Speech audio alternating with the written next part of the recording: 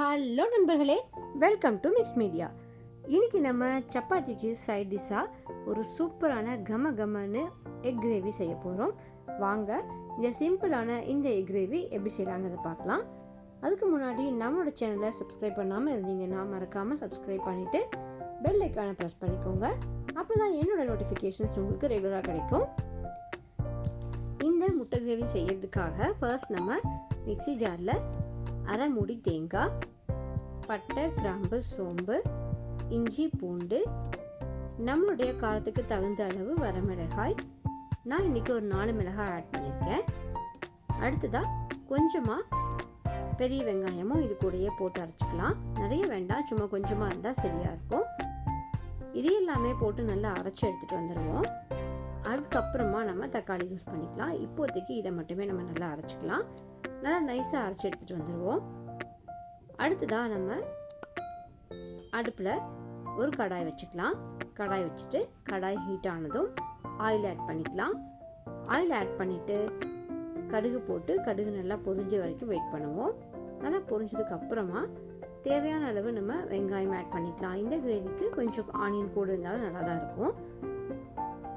கொஞ்சமாக கருவேப்பிலை, இந்த ரெண்டையுமே ஆட் பண்ணிவிட்டு நல்லா வதக்கி கொடுத்துடலாம். இந்த ஆனியன் நல்லா வதக்கி வந்ததுக்கு அப்புறமா நம்ம ரெடியாக அரைச்சிட்டு வந்திருக்கோம் இல்லையா, இந்த மசாலாவை இங்கே ஆட் பண்ணிக்க போகிறோம். இந்த மசாலா அரைக்கும் போது கூட 1/2 ஸ்பூன் தனியாத்தூள் ஆட் பண்ணிவிட்டு அரைச்சி எடுத்துகிட்டு வந்துடலாம். இப்போ இது எல்லாமே நல்லா மிக்ஸ் பண்ணி கொடுத்துட்டு கொஞ்ச நேரம் கொதிக்கிற வரைக்கும் வெயிட் பண்ணலாம். அடுத்ததாக 2 டொமேட்டோ எடுத்துகிட்டு அதையும் மிக்ஸி ஜாரில் போட்டு அரைச்சி எடுத்துகிட்டு வந்துடலாம். ரொம்ப பேஸ்ட்டாக அரைக்காமல் ஜஸ்ட் நம்ம 1-2 அரைச்சா சரியாக இருக்கும். இப்போ நல்லா கொதிச்சிட்ருக்கிற இந்த மசாலா கூடயே நம்மளுடைய இந்த டொமேட்டோ பேஸ்ட்டையும் ஆட் பண்ணிக்கலாம். நம்ம டொமேட்டோவை பேஸ்ட்டாக ஆட் பண்ணாமல் கட் பண்ணி கூட போட்டுட்டு கொஞ்சம் நல்லா வதக்கி கொடுத்துட்டு அப்புறமா கூட இந்த மசாலாவை ஆட் பண்ணலாம். இப்போ தேவையான அளவு சால்ட் ஆட் பண்ணிக்கிறோம். இப்போ இது எல்லாத்தையுமே நல்லா கொதிக்க விட்டுடலாம். இதனுடைய ரா ஃப்ளேவர் போகிற வரைக்கும் கொஞ்சம் கொதிக்க விடணும்.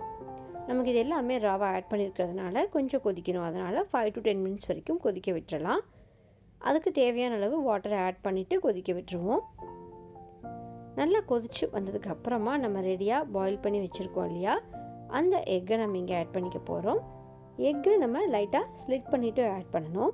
அப்போ தான் அதனுடைய எக் ஃப்ளேவர் இந்த மசாலாக்குள்ளே இறங்கிட்டு நல்ல ஒரு வாசனையை கொடுக்கும். ஸோ எக்கை நம்ம ஸ்லிட் பண்ணிவிட்டு ஆட் பண்ணியாச்சு அப்படின்னா நம்மளுடைய இந்த எக் கிரேவி சூப்பராக தயாராகிடுச்சு. இந்த எக் கிரேவி சப்பாத்திக்கு, சாதத்துக்கு, இட்லி, தோசைன்னு எல்லாத்துக்குமே நல்ல ஒரு காம்பினேஷனாக இருக்கும்.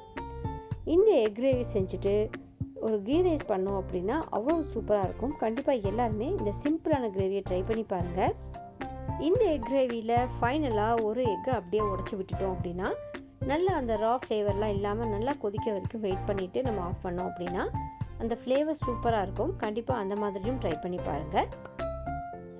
அவ்வளோதாங்க, நம்மளுடைய இந்த எக் கிரேவி சூப்பராக தயாராகிடுச்சு. இறக்கிட்டு கொத்தமல்லி தழை தூவிடுவோம். கண்டிப்பாக எல்லாருமே ட்ரை பண்ணி பாருங்கள். இதே மாதிரியான சிம்பிளான ரெசிபீஸ்க்காக நம்ம சேனலை மறக்காமல் சப்ஸ்கிரைப் அண்ட் லைக் பண்ணுங்கள். உங்கள் ஃப்ரெண்ட்ஸ் அண்ட் ரிலேட்டிவ்ஸ்க்கு ஷேர் பண்ணுங்கள். டாட்டா, பாய் பாய்.